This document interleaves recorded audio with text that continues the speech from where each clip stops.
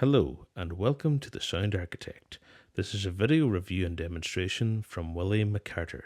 For more information on The Sound Architect, please follow us at Sound Design UK on Twitter. Today I'll be giving a very brief overview and demonstration from the new SoundForge Pro Mac version 3 from Magix Audio. Now, for those of you who are unfamiliar with the developer Magix, they've been on the go since 1993. They have a very strong focus on making creative, user-friendly software for both video, audio, and photography production. And the SoundForge series plays a very vital role in their audio production software. As, again, I've used SoundForge for some years now, both academically and in my own personal use. And again, it really defines user-friendly because I've never had a problem with SoundForge. I've always found it very easy, very fluid, and very easy to understand, with everything being nothing more than one or two clicks away. But anyway, I'll just give you a brief demonstration here of some of the tools in SoundForge from one of my own personal tracks here. Just the Battle of Britain main theme. I'll just get it all highlighted here now, and we'll just give it a wee playthrough here, and then we'll demonstrate some tools afterwards, after a clean playthrough. Just get it to play here now.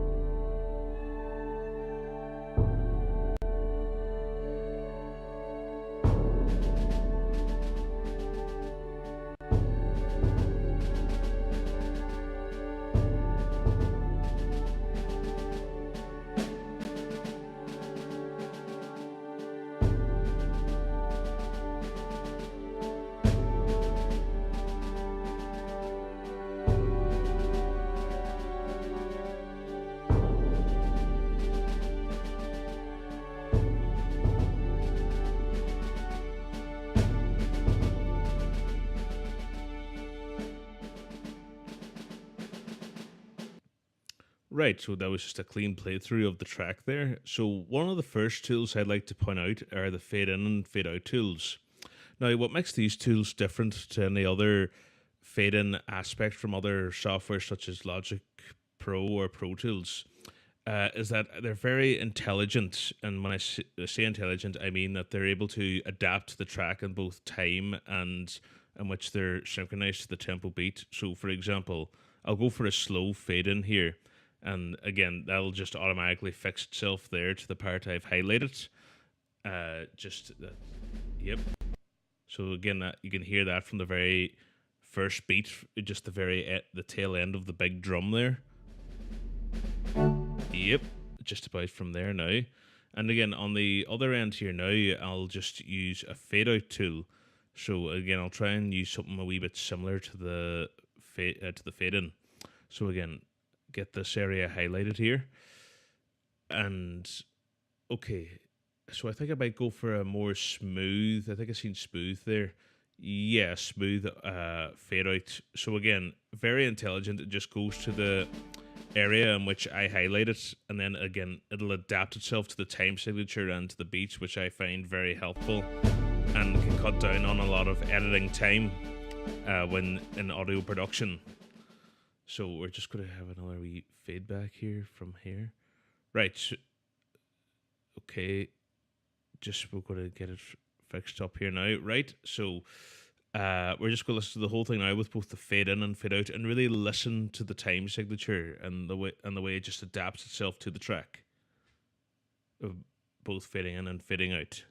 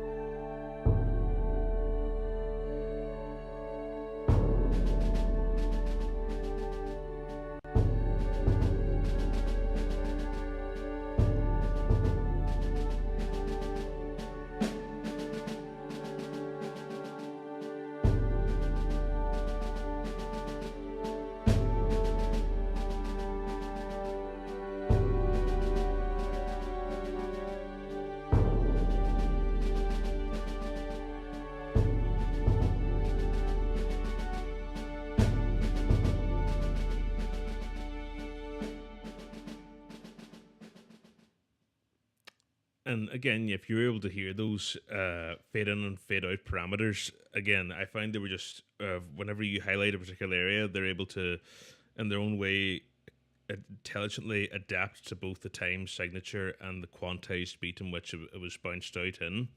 For in my case, it was in Logic. So moving on here, there's just another tool I want to show off here, and all is the noise gate. Again, unlike any other noise gate tools I've used before, again, it all comes with this preview mode here. Again, this allows you to listen to the tool before you apply it to the track. So what I'm going to do here now is just I'm testing out the attack and threshold here. So in theory, the more I put up the attack and the threshold, this will have more effect on opening and closing the gates on the spikes, say where you hear the big staccatos in the song. So again, they'll open and close only pertaining to those staccatos. And again, I think this is a very intelligent way in which it works. And again, with the release, we should be able to hear it after each staccato. So for example, we should be hearing a little fade out here halfway through each section now. So yep, here we are. And again, for a noise gate that only uses 3 parameters for attack, release, and the thresholds, I feel a lot can be achieved creatively with a noise gate of its kind. And again, the way it's able to adapt to both attack and release, again, a lot can be done with that. So moving on here now, I just want to move on to a key tool that SoundForge is integrated into its new system here now, and it's called Elastic Time Stretch. And we're just going to get that opened up here now as well. And again, this is a very different tool to its kind. So what it does here right now, we're allowed to vary pitch and time in real-time playback mode to the audio track in question, or the audio track in this case being my track. So again, we're just going to stick it on preview mode here. See here now, I'm just going to mess around with the pitch here. Sorry, yeah. Let's just pitch.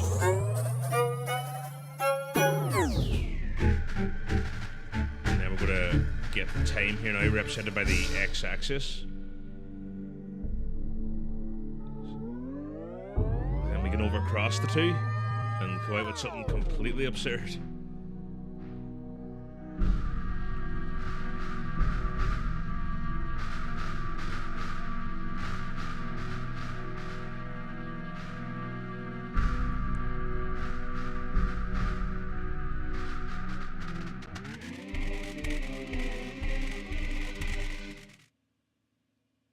Right, okay, we're just going to get that on playback here now again.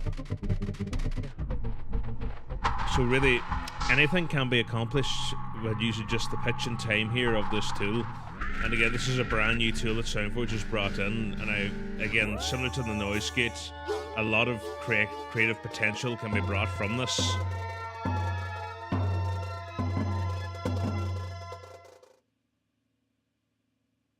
Okay, just get it on when we're able to loop preview here as well.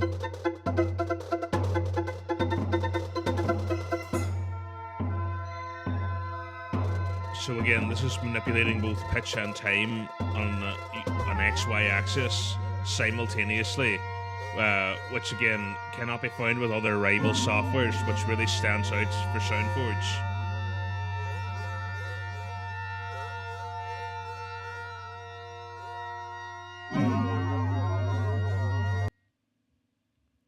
Okay, we'll just put another stop here now before our heads get wrecked.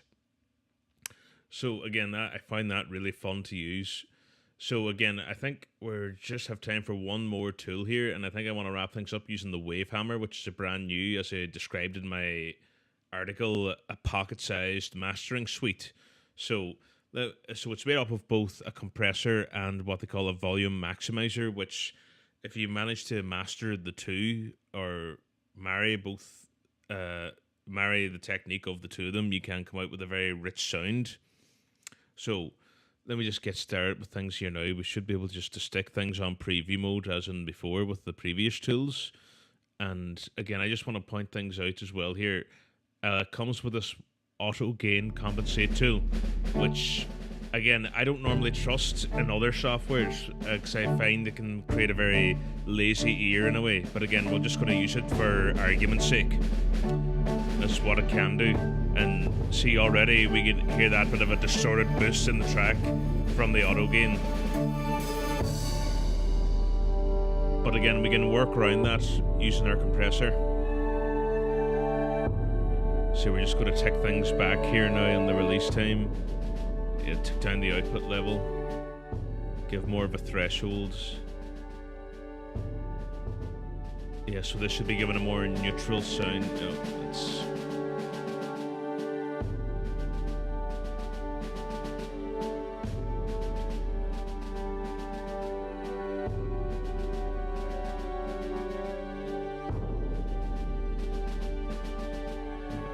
Get back on the release here as well.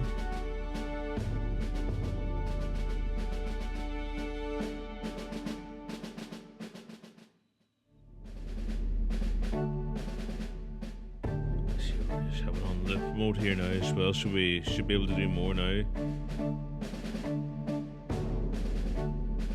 See, already that's a bit of more of a clean sound coming from that. So we're just going to take off the auto gain compensate here, and again, without the auto gain compensate, we lose a lot of that distorted overtone, which again I always think we can do without. So already with that turned off, where you can accomplish so much more flexibility. So we should see. I know it's a whole lot quieter, but then again, I find it's a whole lot. Okay, so I think that's just going to do us for now, and I think it's nearly time to wrap things up. But one feature I did forget to mention here or highlight was SoundForge is also a portable recording studio. Just with the record button here up in the top left-hand corner, it can allow you up to 32 channel inputs. And again, this is ideal for any traveling live performances or again up-and-coming audio producers. And again, overall, I'd say I would give the SoundForge Pro Mac version 3 a solid 10 out of 10, just for its accessibility and its tools, and for its price range from about $300 to $500 max. You really can get a whole lot more for less. Anyway, so without further ado, I'm just going to wrap things up here now with myself. I'm William from The Sound Architect. Please find us on Twitter at SoundDesignUK. Also on our website, the www.soundarchitect.co.uk. There's our Facebook and YouTube links as well. And again with myself at Willy McCarter. Right, guys, I hope you found this video and article very informative. And I hope to get seeing you guys again. Take care, guys.